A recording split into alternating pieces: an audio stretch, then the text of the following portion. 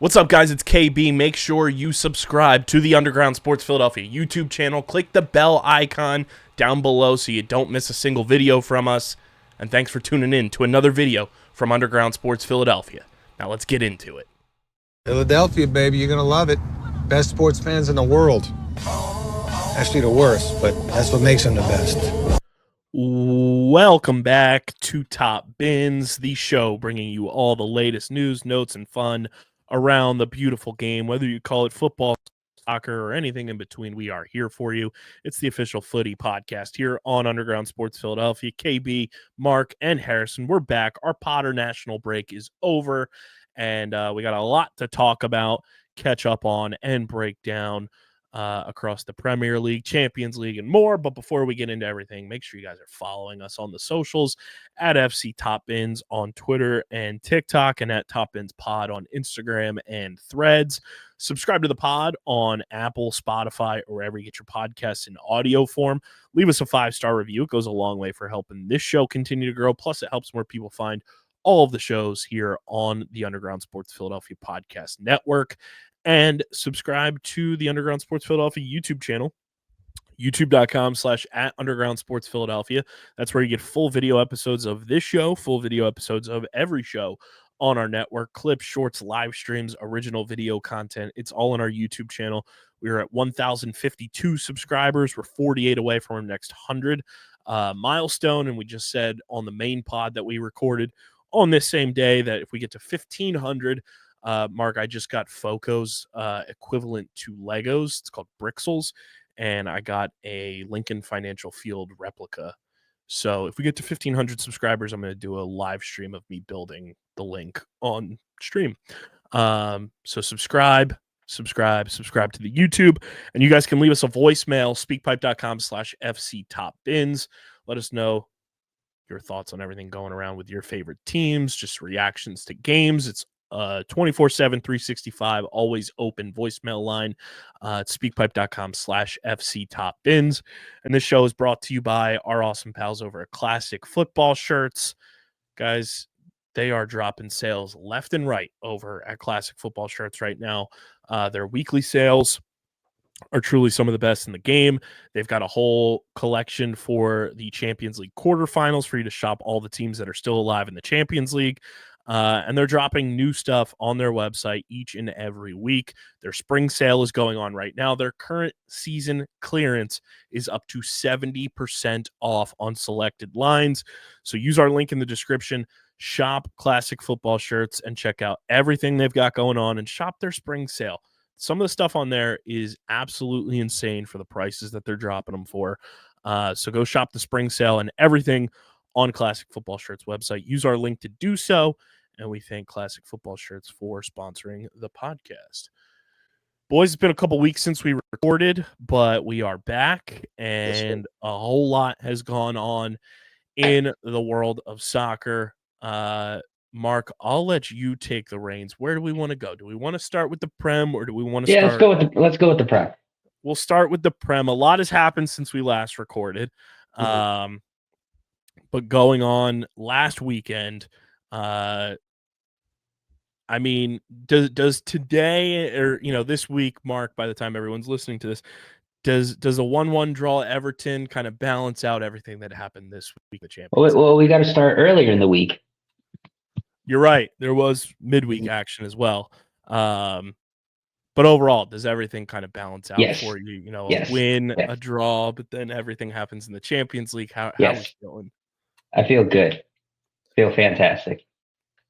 I got to give big ups to Arsenal. That was a hell of a win. They earned my respect this week and, yesterday. We'll definitely talk about the Champions League. But, Mark, I was very happy when you guys took down Fulham. That was great. And then my squad just shit down their legs the past couple of weeks. But we'll talk about that. But a nice 2-1 win over Fulham for you guys on Tuesday. Going into this final stretch, how we feeling just Prem-wise and how the team's looking, kind of getting some guys. Well, I mean, it was good because Saka came back and life was finally worth living again. And of course, he scores soon at 7 minutes after he comes back, which is just I love soccer. Sometimes in sports, they can be very poetic at times. I don't know. They played well. I was glad to just see him get his fitness. Fulham, we lost to them earlier in the year as well in a game that we shouldn't have lost.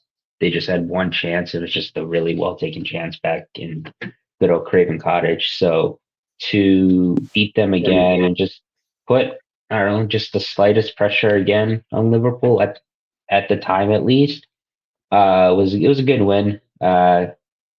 People got fit, people played. No major injuries, thankfully. No, the only major injury was Gabriel, which sucked, which really dampened the mood because it's like our third like major hamstring surgery. So like I had questions about like the medical staff and everything. I wasn't even mad at Arteta because like there was like a press conference early and he's talking about like how they're barely training during this period and everything and they don't have time to train. So it was very frustrating to lose Gabriel, mainly because, and we'll get into it when we talk about the Champions League, but like I felt better about our chances with Gabriel in our lineup. But we got the win, so I was pretty happy about that. A little annoyed they lost a clean sheet, but you give up a 90-second goal with like 2 minutes left in the game. It's fine. It's not that big of a deal. Wolves take down West Ham 1-0 earlier in the week as well. Good win for Wolves. Huge for them. You know, as they continue staying above the relegation line by quite a bit, but, you know, kind of pulling that much closer to West Ham, trying to finish a little bit above them. Nice little win there for them.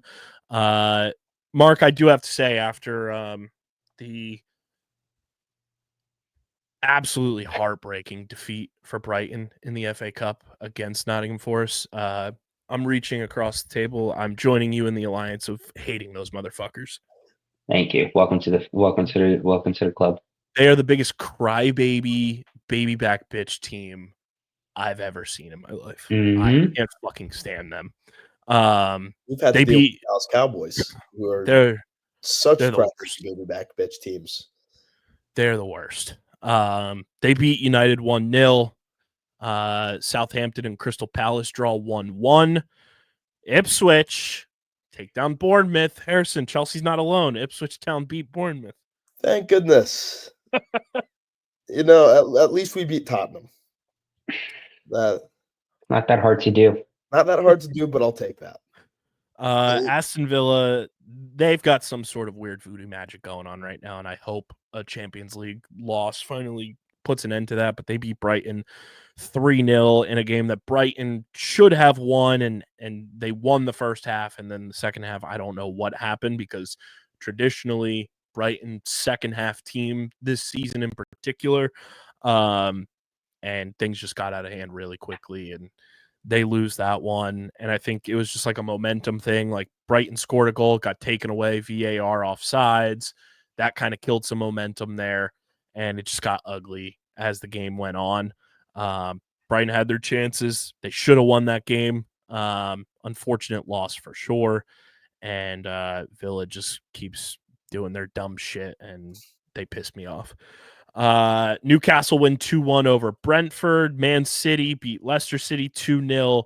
Liverpool take down Everton 1-0. And then Chelsea beat Tottenham on Thursday 1-0. In another game, Harrison, that Cole Palmer did not score in, you guys won a game. Wash. I don't know what's going on with Cole Palmer. I think he needs a little bit more help because he clearly cannot carry the team by himself anymore. But, you know, it's a win over Tottenham. We'll take that every single day of the week, even if it should have been by a lot more. A win's a win. And where we're at in the season, how we've been playing recently, we'll take what we can get, you know. And then we go to the weekend.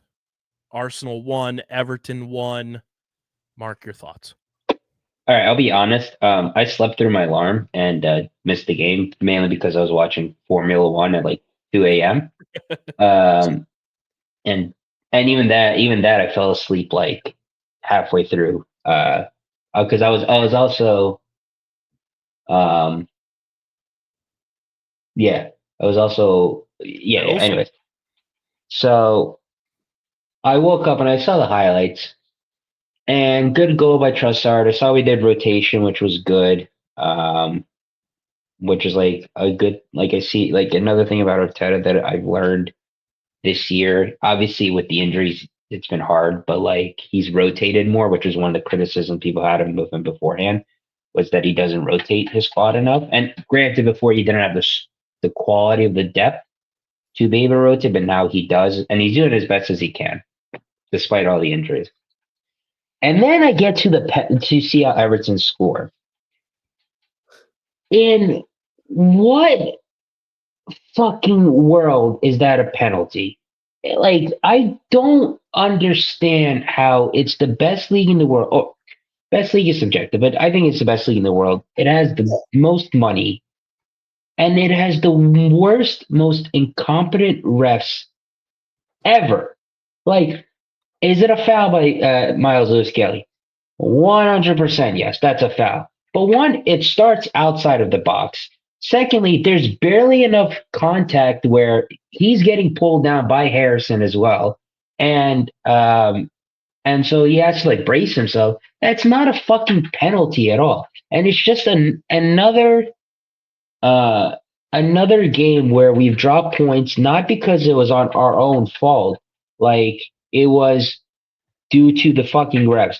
The only games that I can see that we like truly deserve to lose or drop points or we dropped points where I thought it was like whatever without the refs interference is Fulham where we lost, Liverpool where we drew at home.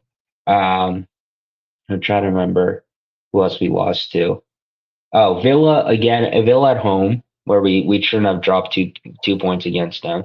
And maybe that's it. Like every other draw we've had, or not every other, but like a majority of the draws that we had were just because from pure refereeing incompetence. And it compounds it. Obviously, we're going to get into this with Liverpool's loss, but it just compounds into it. Like, no, do I think we're in a title fight? Obviously not. But like that win compared with like if we won, right? That's 2 more points. We're now at 9 points. Now, 9 points is still a significant deficit. However, Liverpool have not been playing great ever for like a while now. They're out of the Champions League. They still have injuries, their own injuries to deal with. Not as bad as Arsenal's, but they still have injuries.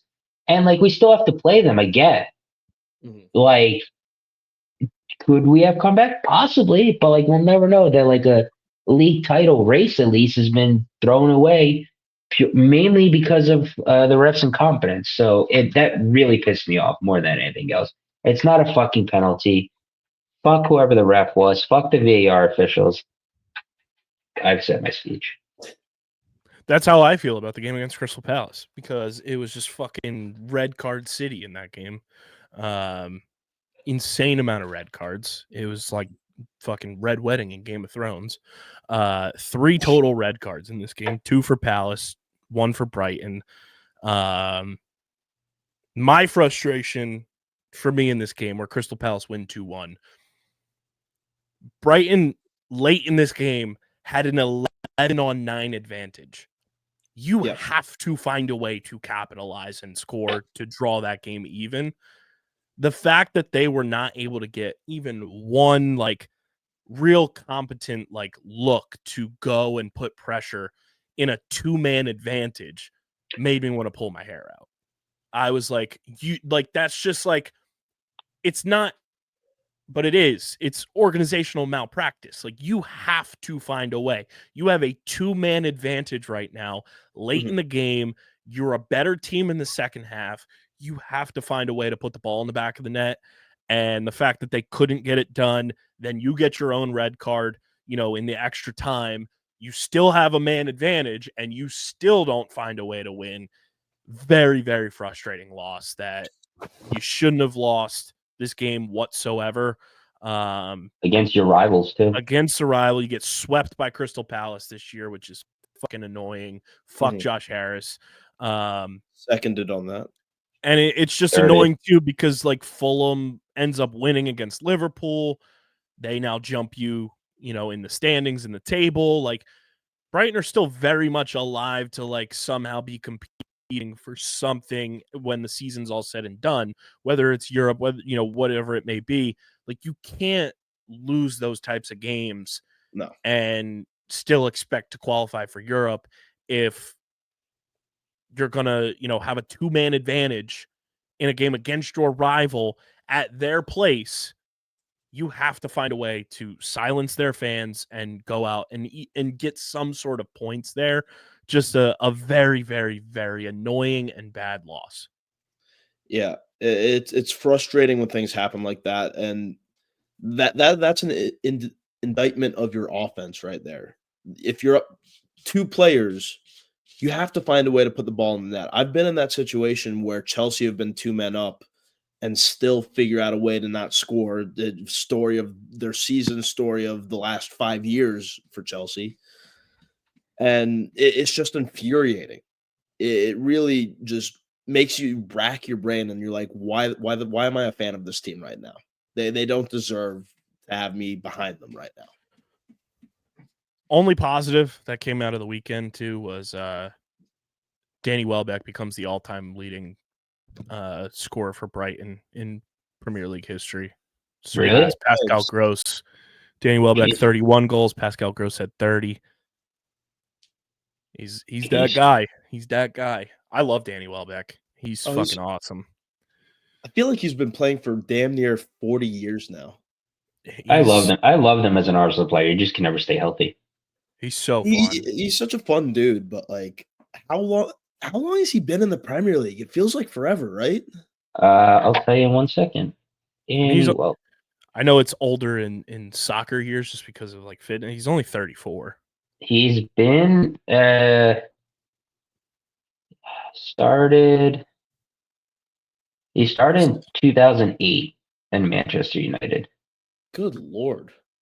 And he's been at Brighton since 2020. So 2008. That's 17 years.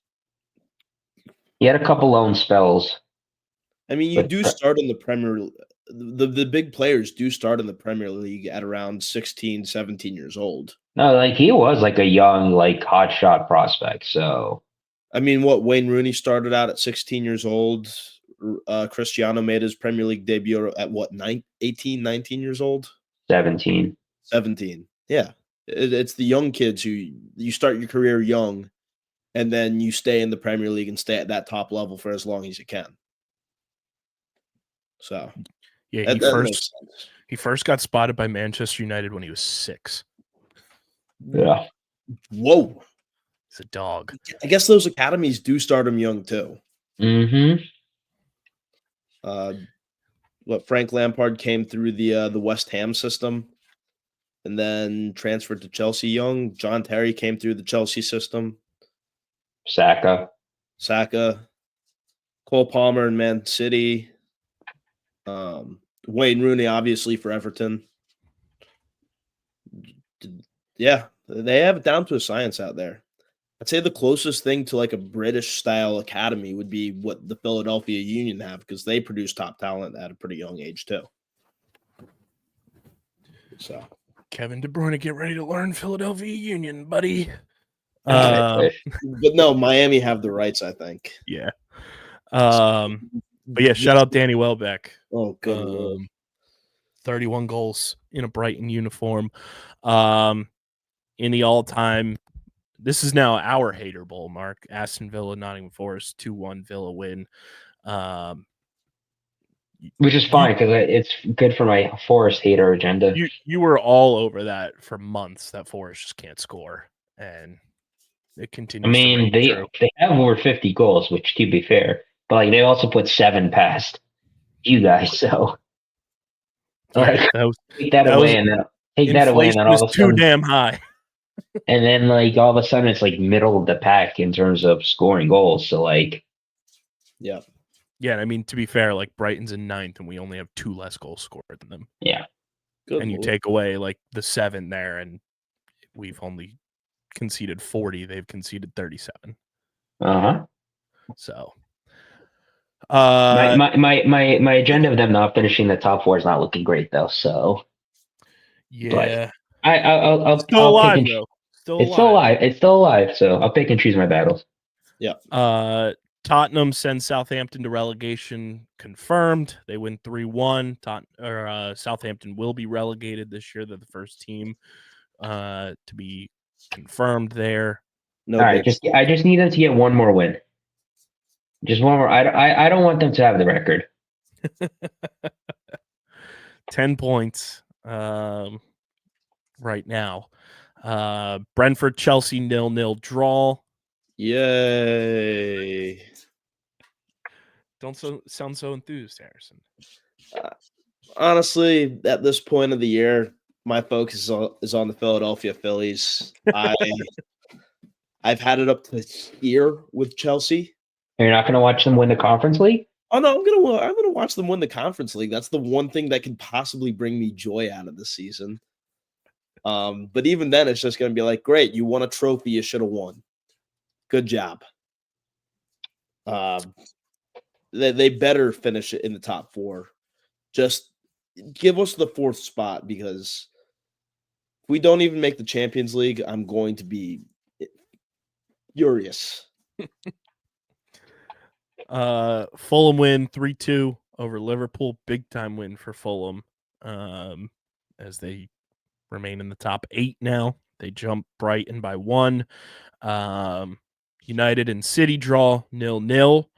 And Newcastle win 3-0 away at Leicester on Monday, which sets the table to look up like this. And our table breakdown brought to you by our pals over at Biñho. Guys, they had the Biñho Madness tournament going on all March Madness, and the inevitable winner of Biñho Madness was the Mexico team board, which is just absolutely sick. It's an Aztec design on the Biñho board. Definitely check that out on their website. They've got officially licensed MLS boards, including our Philadelphia Union. Plus, they've got officially licensed Premier League boards. They also have a Juventus board for you Serie A fans, plus a whole lot more that are just absolutely stellar. It's the next big tabletop game for your tailgates, parties, events, your man cave, your she shed, wherever you want to break it out. You're going to be the talk of your event with Biñho. It's the tabletop game to get the people talking. It's foosball meets paper football in the biggest flicking experience. Use our link in the description. And when you check out, use code Biñho Bennett 62, and you'll get 10% off your entire order from our friends at Biñho. Again, code Biñho Bennett 62 at checkout. And when you use our link in the description, and you'll get 10% off your entire order from our friends at Biñho. Prem table shaping up like this as we head into another week. Liverpool still at the top with 73 points. Arsenal with 62. Nottingham Forest at 57. Chelsea and Newcastle both with 53. Man City with 52. Villa with 51. Fulham with 48. Brighton with 47. Bournemouth at 45, and that's your top 10. Crystal Palace at 43. Brentford at 42. United at 38. Tottenham at 37. Everton and West Ham at 35. Wolves at 32. And then relegation nation Ipswich Town at 20. Leicester City at 17, and the already confirmed relegated Southampton with 10. God, it's so beautiful seeing Tottenham so low on the table. Dude, they were 16th before they beat Southampton. Yeah. Good Lord. They're lucky they actually had some wins, because otherwise they'd be in a legit relegation battle. Insane. You know, I never want to see a traditional top 6 team go down, but like Absolutely. No, fuck that. God, if I could choose, I'd pick Chelsea. I'd pick Spurs to finish 20th. I'd pick Chelsea to finish 19th, and then I would pick United to finish 18th. For me, it'd be probably Arsenal 20, Tottenham 19, and then United 18. That's just Paramount Plus would be licking their chops if that happened. Oh yeah. Do they get the championship? Yeah. Well, now that I have somebody's Paramount across, I might tune in for the championship next year. Could be the move. Got a fun slate of games this weekend, and we have Monday footy as well.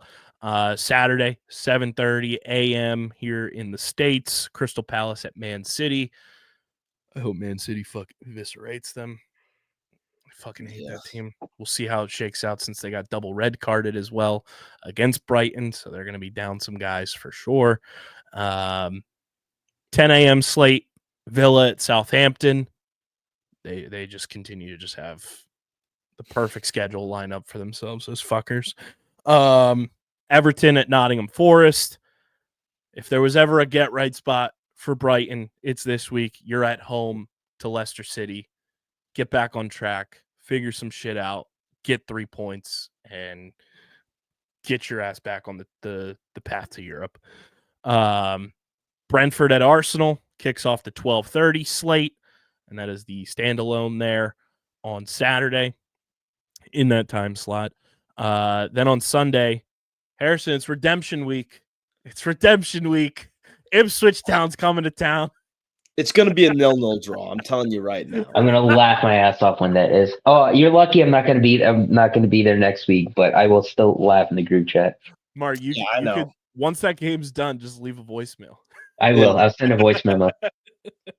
I know for a fact it's going to be a 0-0 draw. There's ain't no way in hell that it's not. Ipswich at Chelsea at 9 a.m. on Sunday. Tottenham at Wolves at 9 a.m. on Sunday. West Ham at Liverpool at 9 a.m. on Sunday. And then 11:30 a.m. on Sunday, Man United at Newcastle. And then Monday, 3 Eastern, Fulham at Bournemouth. That's a big one for both teams. Could potentially wind up being game of the week on Monday between those two teams fighting for Europe for sure. And then on top of that, we also have one standalone game on Wednesday as well for what is considered match day 29. Palace at Newcastle at 2:30 on Wednesday. Is that like a makeup game for them? I think so. Probably from Carabao Cup final for Newcastle. So that'll be at 2:30 on Wednesday, April 16th. I love random Premier League games that are played in the middle of the week. It's hilarious. It's so much fun. But yeah, I mean, Harrison's got redemption week. I've got get right week, and I've got get everyone healthy week. Yeah. So looking forward to another match week in the Prem. Happy to be back kind of on track from international break and everything. I got to say, I get why international break was going on and everything. It's such a buzzkill of just like the momentum of like building up. Especially early in the season. Yeah. Where like they have one like in September and October. You can never really get into rhythm. Yeah. And then I felt like I was in such a groove from like November to now. And then like, boom, smack dab middle of March. And I'm like, well, fuck. Yeah. Threw my game off. That's how it goes. But that is the breakdown there for the Prem. We move to Champions League. It's brought to you by Paramount Plus. Guys, you can use our link in the description to sign up for Paramount Plus. Hopefully, a lot of you took advantage of the promotion going on during March Madness, where students could get 50% off any Paramount Plus plan. But all the Champions League is available on Paramount Plus. Plus, this coming weekend, you get the third and final round of the Masters on Paramount Plus. Plus, their entire back catalog is just the best in the game. Use our link in the description. Sign up for Paramount Plus. Don't miss out on any of the Champions League action. Don't miss out on the Masters and a whole lot more. Get started today with Paramount Plus by using our link in the description to sign up and check out all of your favorite sports, shows, movies, and more with Paramount Plus. Mark, the floor is yours. 3-0. You get Real Madrid with a red card as well. Never in my wildest dreams did I think I'd be sitting here tonight on 12:50 Eastern Standard Time on Thursday, April 10th, and think that I'd be talking about us winning 3-0. So like going into the game, obviously with Gabriel's injury, I felt less confident because I said earlier before I end this podcast, our team is better suited right now for Champions League than Premier League, especially at the back, because I still think we have the best, if not the best, at worst, the second best defense in Europe. you can make an argument for Inter, but I think we're better, but whatever. Mhm. And then Gabriel goes down, and I was worried. I would have preferred playing like either Timber, Saliba, White MLS or White, Saliba, Timber, MLS as our back line. Especially because I saw Kiwior last year against Bayern. Just didn't look good and everything. He looked nervous, and I'm like, okay. And then I was like, as they got closer to the game, each day that got closer, I just felt like more and more irrational. And I was like, yeah, fuck it. And I was like, fuck it. We asked for this. You want to beat the best? You want to be the best? You got to beat the best. Doesn't get any better or bester than Real Madrid in the Champions League. And first half, couple opportunities, early mistake from Kiwior, early mistake of Saka, we held them. But then after that, slowly got into the game. And we had our chances. And I was thinking but Courtois was stopping them, and I was like, please don't. It might be one of those games where the goalkeeper saves them, because I've experienced far too many of those with Arsenal. Mm-hmm. Second half, don't really do anything, and then first free kick, I'm like, surely, because up to that point, one, Declan Rice had never scored a free kick in his career. Two, we hadn't scored a goal directly from a free kick in almost 4 years. So I'm like, all right. Yeah, the last one we scored was September 2021 against Burnley. It was an Odegaard free kick. It was when we had our yellow away unis or kits. Yeah. So I was like, and then he hit it, and I was like, Jesus fucking Christ. And I was just it blew my mind how he did it. And I was just like, holy shit. And then I saw the replay from behind, how he just went like this, curved it perfectly, and was fitting that Roberto Carlos was there, because it brought memories of his free kick against France in the World Cup. Obviously not the same, but the curve and everything. And then the second goal and second free kick, I'm already feeling. I'm like, you know what? I was joking, because I was watching by myself. I was jokingly said to myself, fuck it, do it again, Declan. And somehow he did, and he made it. It was better than this first one. I'm like, Jesus Christ, dude, who the hell did that to you? And then that third goal by Marino, that technique, that's an underrated finish. And I was in dreamland. And then my biggest concern was just shut it down. Shut it down. Do not give them anything, because I know about Real Madrid and the dark magic.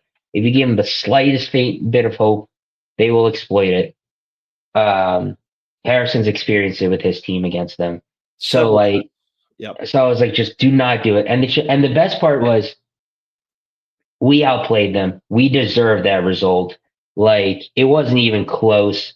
But I have to make a special shout out to a couple players. One, this man right here, where a game where it had Mbappe, Vinny, Rodrigo, and Jude. This man, that's not even fully fit yet, was the best attacker on the pitch. Got us both fouls that led to the goals, especially the second one, where he was clearly out of energy, but he was like, I'm not going to dribble, but I can still carry the ball. And he just basically told Jude Bellingham, get off me, son. And then Miles Lewis-Skelly and Jurriën Timber, I got to give shout outs to them. They kept Rodrigo and Vinicius respectively quiet, out of nothing. They did nothing. Miles Lewis-Skelly, that kid's a fucking stud. It's unbelievable. Another shout out I want to, and the last shout out I want to give shout out to Mikel Arteta, because with the amount of injuries we've had, for us not only to still be second in the Premier League, to be finished third in the Champions League group stage, and then have the performance against PSV, then shut them down, and then to be out-coach Carlo Ancelotti, perform the performance with the squad that he has right now, it's unbelievable. The way that they're playing, you back this man properly in a transfer market, and I guarantee you we win trophies next year. He is that fucking good of a manager. I don't want to hear any more shit about him. He's great at what he does, and he's going to lead us to trophies.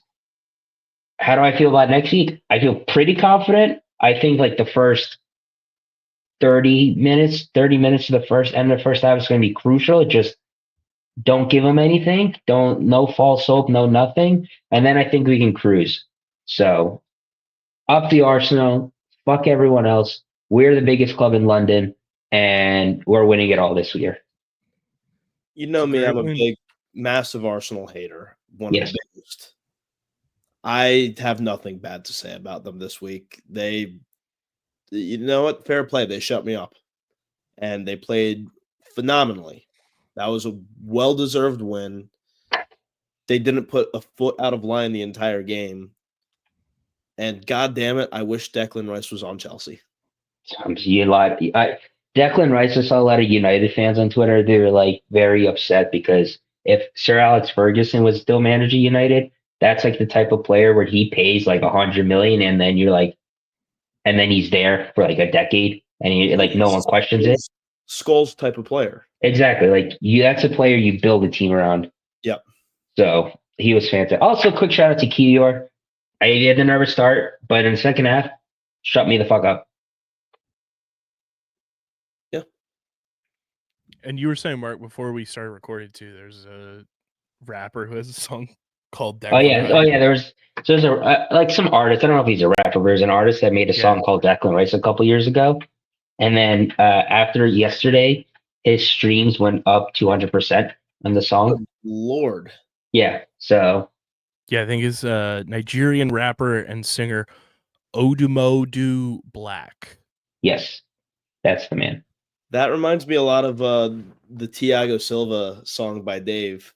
Oh yeah. I still think of that white boy that rapped it. Yeah. That was so funny. What it was like at some big Scottish festival, right? It was. And he's wearing the Thiago Silva kit and everything. Was great. PSG kit.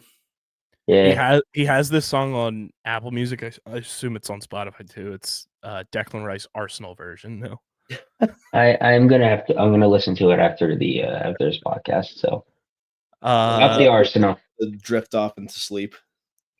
Good win there for Arsenal, and then like we said, Real Madrid also catches a red card in this game as well. The other games that occurred, we also had Inter with a 2-1 win over Bayern. Big time. They're still repping. You see Martinez? You see Lautaro Martinez's finish? Yes. That was ridiculous. He is ridiculously good. Yeah. And I have a feeling it's not going to be long before a team in England is going to be knocking on his door. I think he's going to stay. He's going to knock, but he's going to stay in Italy. How old is he? He's 27, so he's in the prime right now. I mean, I don't see him going anywhere. No, he's going to try and be like Maradona with how good he played in Italy, you know? Mm-hmm. And then we also had Barcelona with a 4-0 win over Dortmund. That's expected. That's a bloodbath. And then PSG put an end to Aston Villa's voodoo magic. Hopefully. I watched the game. PSG looked really good. If it's an Arsenal PSG semifinal, it's gonna be tasty. Especially because they're not the same team that we dominated when we won 2-0. Yeah. But it'll be a fantastic matchup. That'll be a dogfight from start to finish. Uh-huh. Yeah, PSG win 3-1. And then all the games going down next week. It'll be Tuesday is PSG at Aston Villa, Barcelona at Dortmund also on Tuesday. They're both at 3:00 Eastern. And then Arsenal at Real Madrid on Wednesday at 3 Eastern, and Bayern at Inter at 3 Eastern also on Wednesday. Fun matchups. And then the semifinal, leg 1 date April 29th, and leg 2 May 6th, and then the final on May 31st. Wow, it's coming up. I know, it's great. Mm-hmm. I was looking at the calendar just in general. I was like, holy shit, I didn't realize it was so soon. How is it already April? And then I was like, holy shit, how is May like this close? Yeah, that's insane. Time is a flat circle, man. I say it all the time, but time is truly a flat circle. Yes. I think last bit here. What the fuck are the Philadelphia Union doing as we record this today? Being cheap. Good grief. We started off so hot and then just fell off a cliff. But just like, why are we trading Gazdag when like you're still top 3 in the East, like to a team that's in front of you in the same conference? I will never understand this team. No, and there are some truly mind-boggling teams in Philadelphia. Most specifically, our basketball team, but like it's our soccer team that makes the least amount of sense and has done so for the longest amount of time. I just don't get, one, doing this now. No. 2, it being a cash deal when the team doesn't spend money. It don't make no schments. Well, the thing is that they do spend money. The issue is they don't spend money on the team. Right. Yeah. Like to get players. Like they spend money on the training and everything and on the youth academy, which is important. But like in terms of bringing team actual players, they don't spend any money. Yep. It blows my mind. It's infuriating. It's very frustrating. Mm-hmm. Very frustrating. Yeah, losing, it was all end here too. It was always the FA Cup. It sucked losing that. That was brutal. Had chances, should have won. But I think Brighton is poised to win one sooner rather than later. I'll give him 2 years. That's your window. Plus this young crop of elite talent we have coming in over the next couple of years. Yep. Brighton is truly the Epcot of the Premier League. We just have players from around the world. Yes, Arsenal has a chance to be the trophy team on the pod this year, for sure. We have a chance. It's insufferable if they win the Champions League. We have a chance to be a trophy team, but it's not a really prestigious one. Yeah, it sucked. Trophy. And with you guys being more in the know, let me know. Should I pull trigger here? Brighton's away kit right now is on sale for what converts to like $51 US. Do it. Would you have to pay a tariff on it? Probably. I think it's like $15 for the international shipping, but that's always been the case when I've looked on their website. So yeah, that's not a bad deal at all. I'd do that. Yeah, for $51, I'd probably do it. Yeah, are you getting a player in the back, or are you just? I don't know, because like the customization like bumps the price up a little bit, but yeah, I would get no name just because for the first kit. First kit should probably be no name unless there's a guy who's been at the club for generations. I mean, Danny Welbeck still wouldn't be a bad person. That's Danny true. Welbeck would be a good shout. Matoma would be a good shout. It's like either him or Lewis Dunk are like the two franchise guys. You get a Lewis Dunk jersey and plus having a jersey with Dunk on the back is badass. Having a jersey with Dunk as the name is badass. Yeah, so might have to do that, but yeah, I might have to pull trigger on that for sure. Mark will be on vacation next week, but we will have some sort of. But you will hear my thoughts. You will hear my thoughts. Kyle will relay them. Don't worry, folks. And I'm sure if Chelsea draws or loses with Ipswich, we will hear him on SpeakPipe. So I will figure out a way. I will record from my room in my cruise ship. I won't bring my mic, but I will record. If Ipswich go into Stamford Bridge and win, I will somehow make an appearance onto this podcast. Market. You know what? That's completely valid. There might not be me, but there will be Mark. No, you're going to be there. I'll be looking like this the entire time. Yeah, good. Hide your face in shame. He just shows up with a ski mask on. Shiesty. Good old shiesty.